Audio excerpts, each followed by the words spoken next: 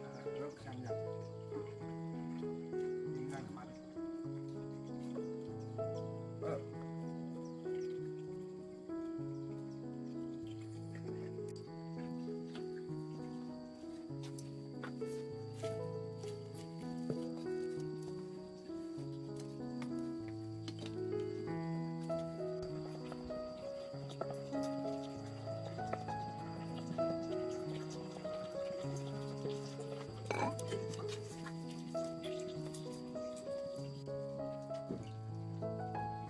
ơi, Sao con?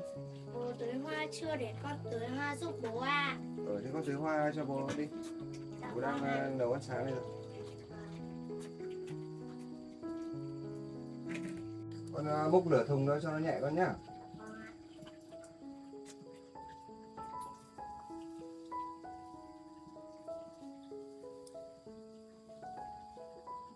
Con cầm cao lên.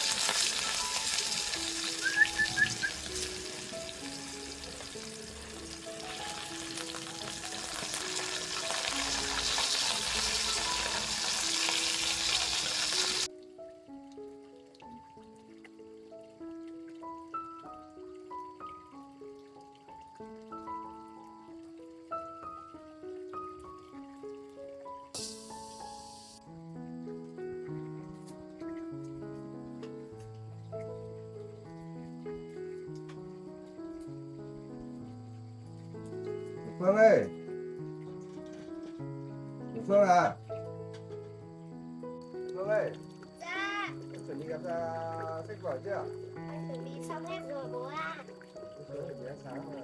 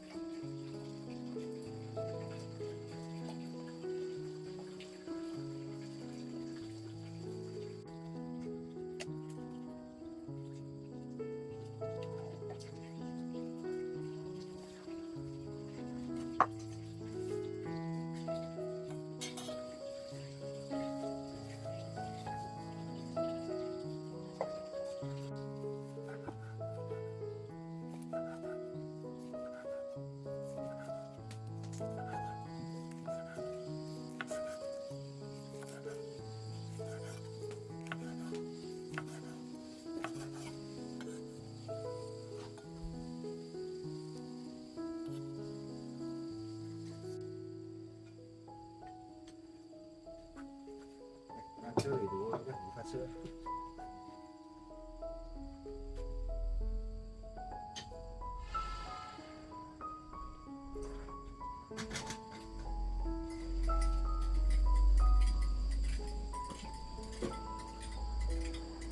Con mời bố ăn sáng ạ.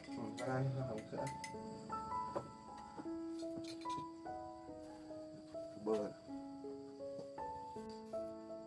Ôi, cho bơ ăn này bơ ơi.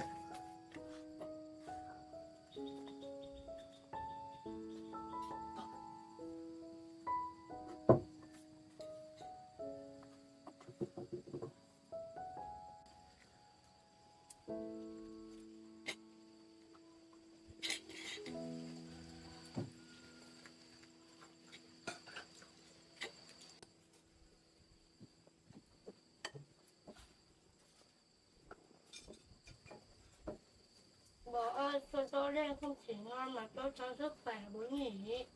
Đậu đen này rất tốt cho sức khỏe con ạ. Bố ơi, thế hôm nay con đi học, bố ở nhà bố có đi thu hành gì không ạ? Bố tí bố đưa con gái đi học xong rồi bố sẽ đi thu hoạch con ạ. Tại vì hôm nọ bố đi thu hoạch mướp bố đã thấy vườn bí rất nhiều quả và cũng đến ngày thu hoạch rồi con ạ. Ngon ạ.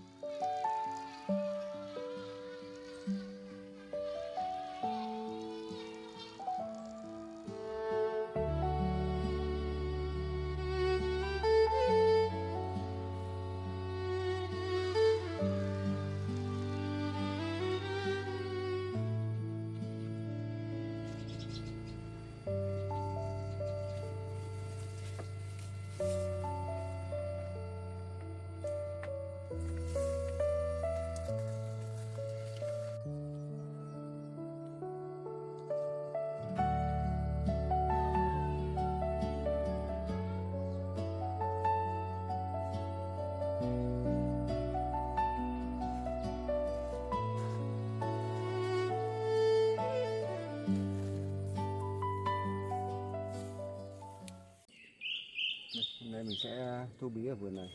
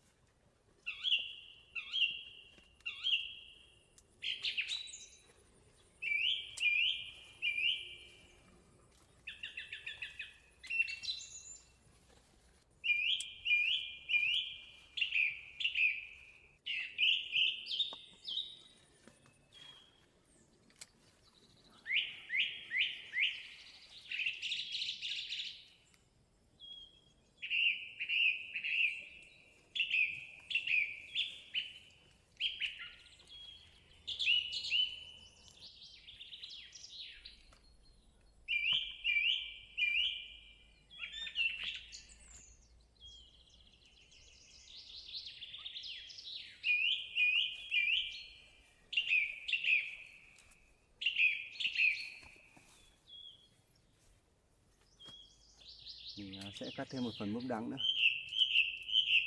Vì mướp đắng này rất tốt cho sức khỏe.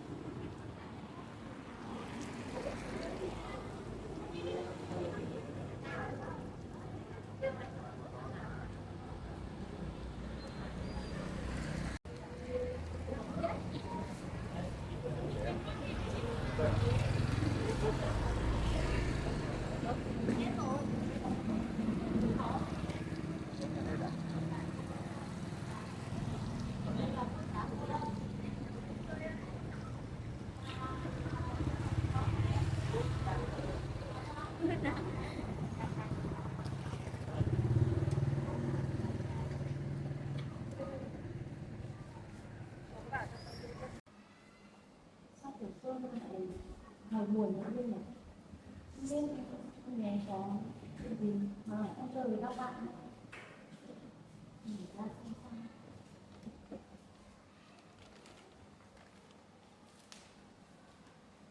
sao. Xanh nó đáng quá, nó đáng. Xanh là đáng, cam vẫn đáng.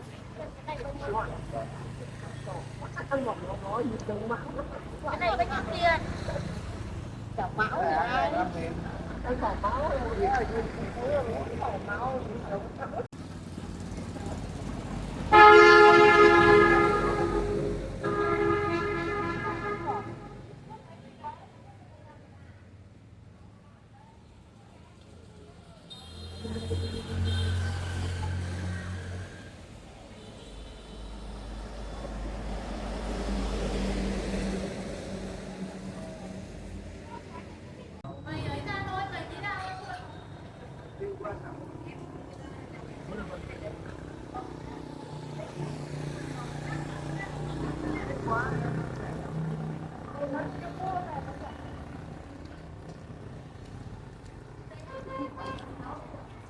Cho em, cái nạp về luôn.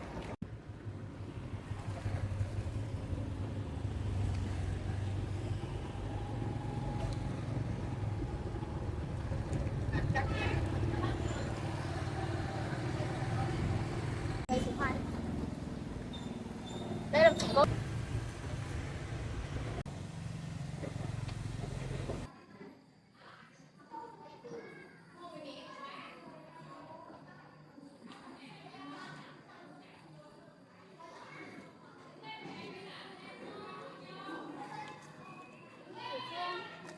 Sao lại ngồi ở đây một mình thế?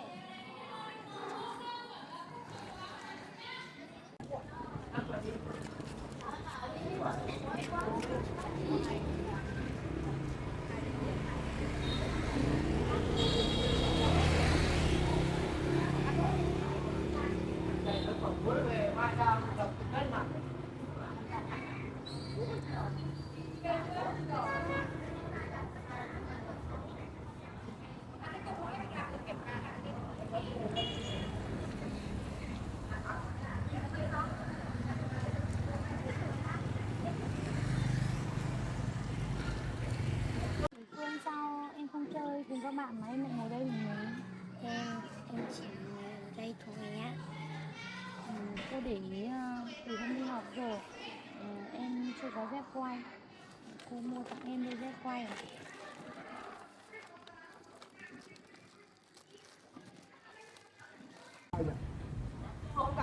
Vâng.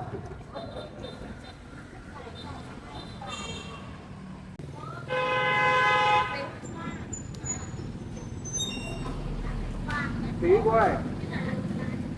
Tay đi cô. Giá ra cho bán 10.000 nữa. Giá. Sao cơ? Ba chị chọn quần áo. Đấy hết em lấy 10.000 đó.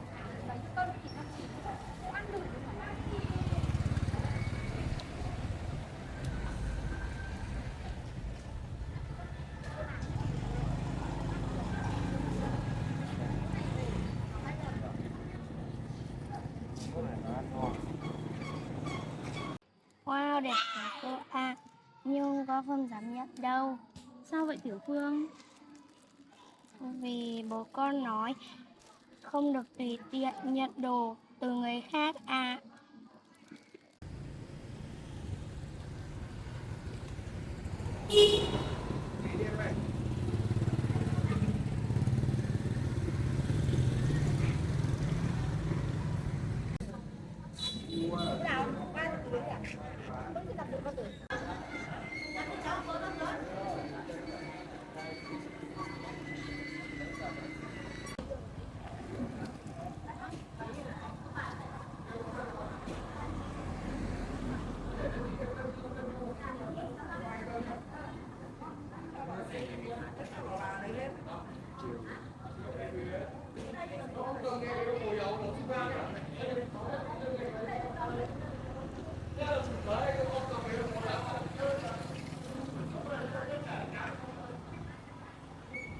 Không sao đâu.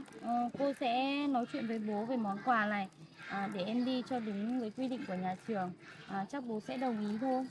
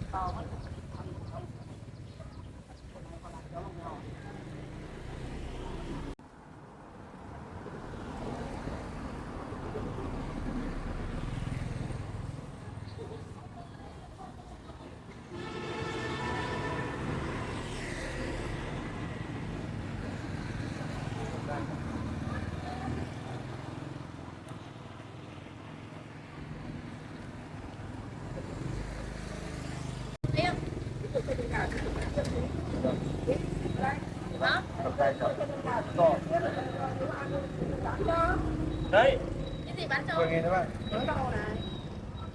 Thì bán lấy thì con ăn vào trong nhà cho bà. Ăn hết đi, mà Cái xuống dưới nào có tùng. hai bữa làm luôn thoải mái ăn. Vâng ạ, thế cô nói chuyện với bố giúp em nhé. Cô sẽ nói chuyện với bố. Thì bây giờ để cô đi xin hướng nhá.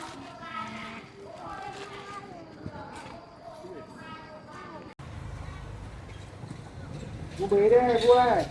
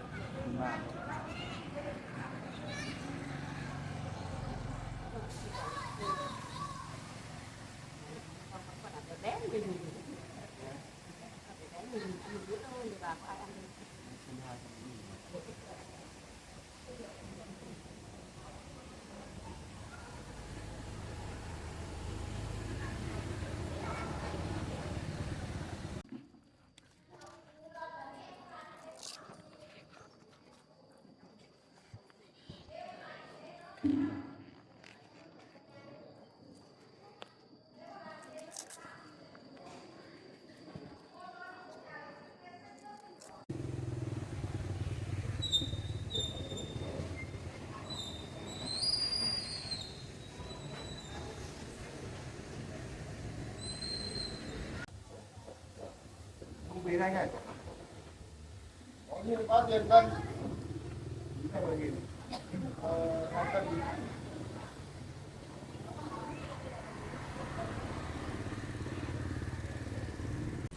Đây anh con.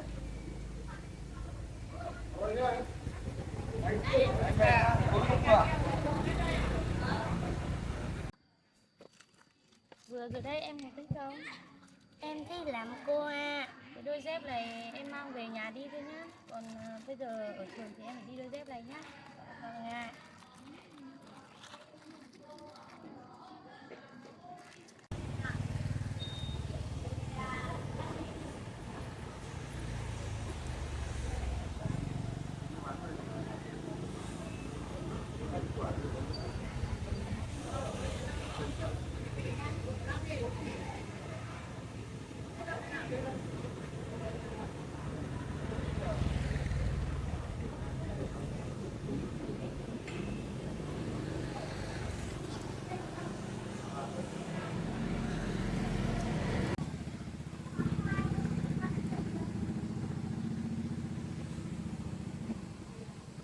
Ngoài này nắng nóng lắm.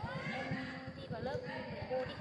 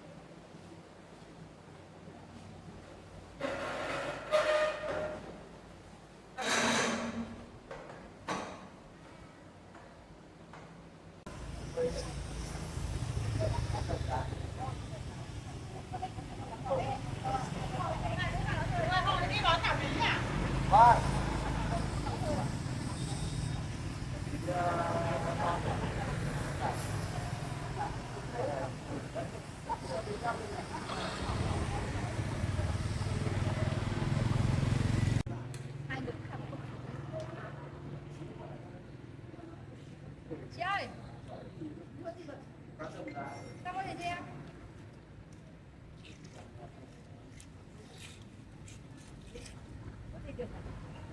Thì rồi thật đấy chứ. Nó đang hết tiền. Nó đang hết tiền rồi. Tiền làm ra. Tiền của tôi.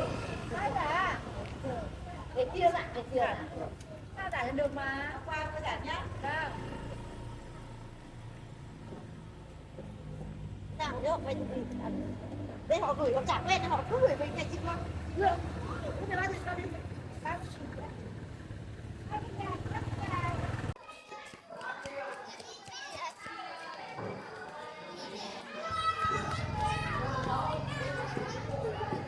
Cảm ơn cô rất nhiều à.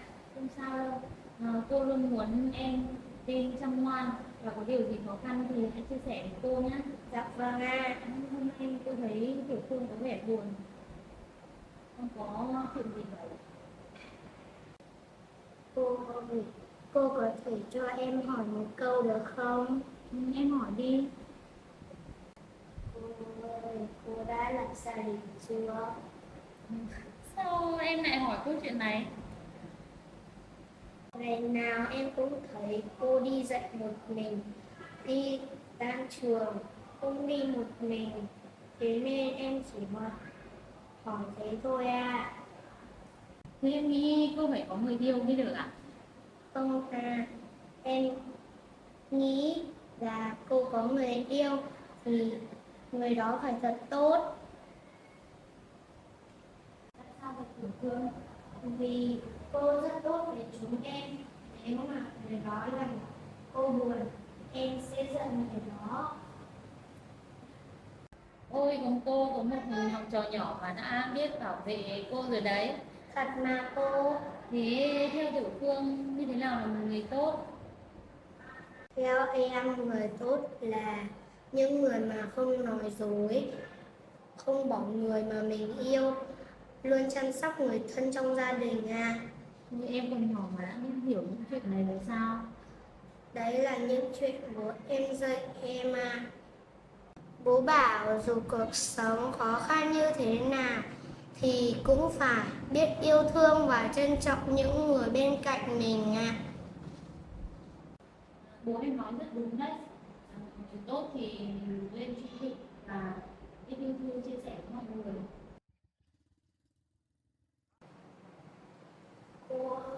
Thật ra em hỏi cô chuyện này không phải vì tò mò đâu ạ. Vậy tại sao? Em muốn biết người lớn có thể gặp được một người thật sự yêu thương mình không? Sao em lại như vậy? Vì em chỉ có bố thôi. Bố đã vất vả rất nhiều để chăm sóc em. Ngày nào bố cũng làm việc, lúc nào cũng lo cho em trước rồi mới nghĩ đến bản thân mình. Cô hiểu. Nhiều lúc em nhìn bố đi làm về mệt, em thấy thương bố lắm. Em chỉ mong sau này bố có thể gặp một người thật lòng và luôn yêu thương bố. Em muốn bố có một người yêu sao? Dạ, em muốn. Em không cần người đó phải giàu có hay xinh đẹp đâu cô. Em chỉ mong người đó đối xử với bố biết yêu, biết thương bố và không làm bố buồn. Em thì sao? Em có sợ người đó không yêu thương em không? Có một chút thôi à. Nếu mà người đó yêu thương em và bố em thì em vui lắm cô ạ. Tiểu Phương cô nghĩ bố em sẽ rất vui khi nghe được những lời này của em. Em chỉ muốn bố được sống vui vẻ thôi ạ. Bố đã chịu nhiều buồn khổ rồi. Em mong một ngày nào đó bố có thể gặp được một người khiến bố mỉm cười thật nhiều. Cô tin điều em mong ước một ngày sẽ trở thành hiện thực. Cô ơi, nếu sau này bố tìm được người yêu thương thật lòng, em sẽ là người đầu tiên chúc mừng bố. Cô tin là bố em sẽ rất hạnh phúc khi có một người con gái quan tâm và yêu thương bố như em. Cô ơi, em hỏi cô thêm một chuyện được không ạ? Em hỏi cô đi. Mẹ, nếu một ngày mẹ em thay đổi thì sẽ như thế nào? Mẹ em thay đổi như thế nào? Nếu mẹ thực sự biết mình sai, nếu mẹ không còn làm những điều khiến bố buồn nữa và mẹ muốn quay trở lại sống cùng hai đứa con em. Nếu chuyện đó thực sự xảy ra thì em nghĩ sao? Em không biết nữa. Tại sao vậy? Em vẫn nhớ mẹ. Dù mẹ đã bỏ đi, nhưng mẹ vẫn là mẹ của em. Có những lúc nào em nhớ những ngày đây, em thường nghĩ chỉ cần một ngày mẹ quay về gia đình mình sẽ lại giống như trước. Vậy nếu mẹ em quay về em có muốn mẹ ở lại không? Em muốn mẹ thương em, nhưng em cũng sợ. Em sợ điều gì? Em sợ mẹ lại làm bố buồn. Bố đã rất vất vả rồi cô. Em không muốn nhìn thấy bố đau khổ thêm một lần nào nữa. Cô hiểu cảm giác của em. Nếu mẹ thật sự thay đổi, em vẫn có thể tha thứ cho mẹ. Em cũng muốn được gọi mẹ, được mẹ ôm như những đứa trẻ khác. Nhưng em không muốn bố phải hy sinh hạnh phúc của bố vì em. Em nghĩ như vậy sao? Dạ, nếu mẹ quay về nhà mà bố vẫn còn yêu mẹ em sẽ không ngăn cản. Nhưng nếu bố đã không còn tình cảm nữa, em cũng muốn bố có quyền được bắt đầu một cuộc sống mới. Em nghĩ mình sẽ chấp nhận được một người phụ nữ khác ở bên cạnh bố em không? Nếu cô ấy thật lòng yêu thương bố và thương cả em thì em sẽ chấp nhận. Em chỉ mong bố được hạnh phúc thôi cô. Còn Em cũng muốn có gia đình hạnh phúc, nhưng em nghĩ hạnh phúc không nhất thiết phải giống như trước đây. Em vẫn thương mẹ, nhưng em cũng thương bố, cô biết. Và em không muốn phải chọn một trong hai. Tiểu Phương à, rồi sẽ có một ngày không còn phải lựa chọn đâu em. Điều quan trọng nhất là những người yêu thương đều phải biết trân trọng và đối xử tốt với nhau.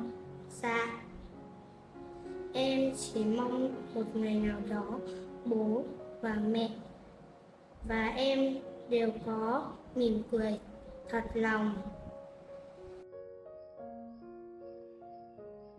Em đi ra chơi với các bạn đi nhá, cô phải đi họp đã. Dạ vâng ạ.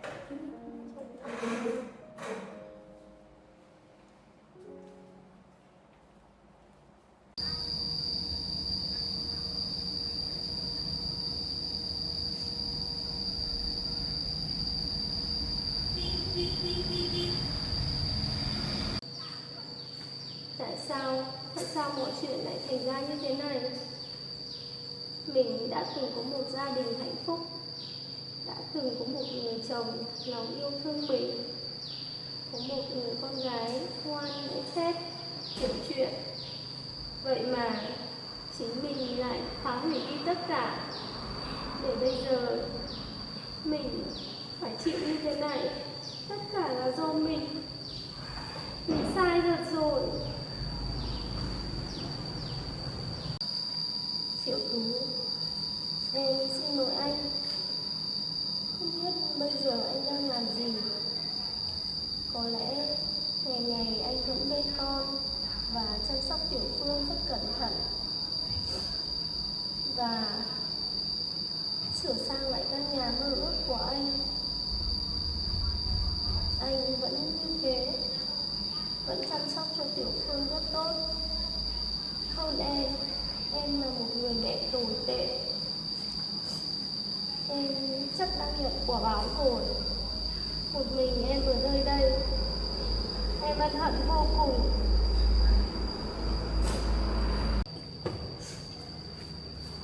Trong căn phòng lạnh lẽo này, không có con bên cạnh, không có gia đình, không còn ai để em có thể trách móc. Và đây là lần đầu tiên em hiểu rằng người đáng trách nhất chính là chính bản thân mình. Ngày trước em luôn nghĩ rằng mình là người khổ nhất. Em nghĩ anh không lo cho em được cuộc sống mà em mong muốn. Em nhìn người khác có nhà đẹp, có tiền, có cuộc sống sung túc. Điều đó làm em ghen tị vô cùng, nên em mới có những quyết định sai lầm như thế. Những ngày ở trong này, em đã suy nghĩ rất nhiều. Ngày trước em đã có một gia đình thật hạnh phúc, là do em không biết giữ gìn. Em trách anh không cho em được cuộc sống đầy đủ, em thiếu thốn. Nhưng anh cũng đã cố gắng hết sức. Anh có làm gì sai đâu. Anh đã phải đi làm xa, đã phải chịu bao nhiêu vất vả. Vậy mà em lại phản bội anh. Em không giữ lời hứa.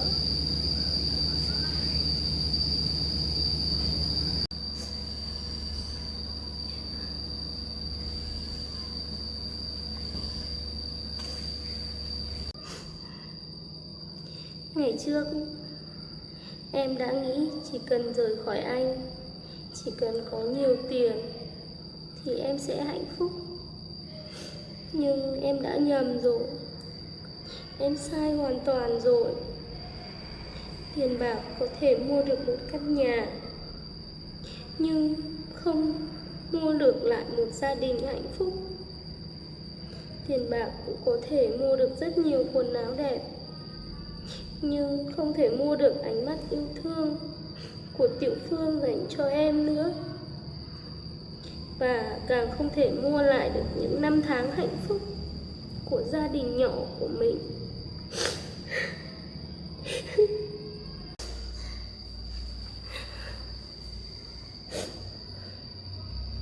Nếu thời gian có quay trở lại, mẹ nhất định sẽ không làm như thế nữa Tiểu Phương ạ.